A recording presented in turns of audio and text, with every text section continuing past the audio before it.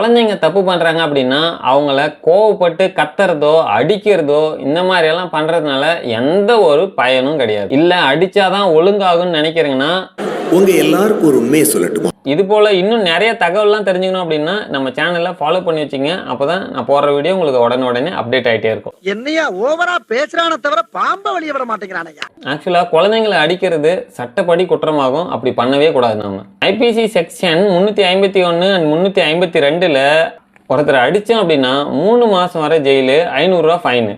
இது நார்மலான ஒன். ஆனால் குழந்தைங்களுக்கு இன்னும் series junior justice act 2015 section 75 கீழே குழந்தைய அடித்தா துன்பம் கொடுத்தா 3 வருஷம் ஜெயிலு, 1 லட்ச ரூபா ஃபைனு. அந்த வார்த்தையை சொல்லியிருந்தீங்கன்னா உங்க கால் விழுந்திருப்பேன். அடுத்து ஆர்டிஇ ஆக்ட் செக்ஷன் 17 ஸ்கூலில் அடிக்கிறது முழுமையாக தடை பண்ணிட்டாங்க. ஸ்கூலில் எந்த ஒரு டீச்சர்ஸுமே குழந்தைங்கள அடிக்கக்கூடாது. நம்ம குழந்தை தான் அடித்தாலுமே சட்டம் அதுக்கு அனுமதிக்காது.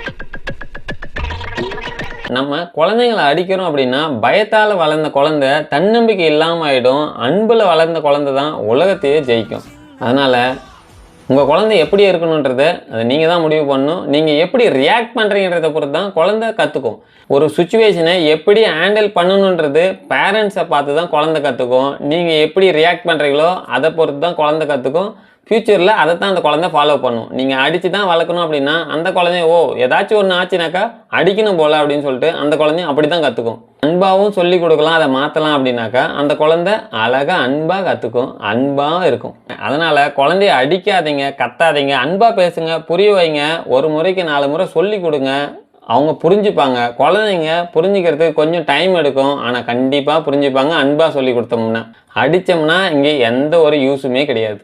என்ன சொன்னாலுமே குழந்தைங்க தப்பு பண்ணால் நான் அடித்து தான் வளர்க்குவேன் அப்படின்றீங்க அப்படின்னா அது சட்டப்படி குற்றம். அந்த மாதிரி பண்ணவே கூடாது. அப்படி பண்ணாக்கா உங்கள் குழந்தையோட லைஃப்பை நீங்களே வீணாக்கிட்டுருக்கீங்கன்னு நினச்சிக்கங்க. அன்பு தான் இங்கே எல்லாமே.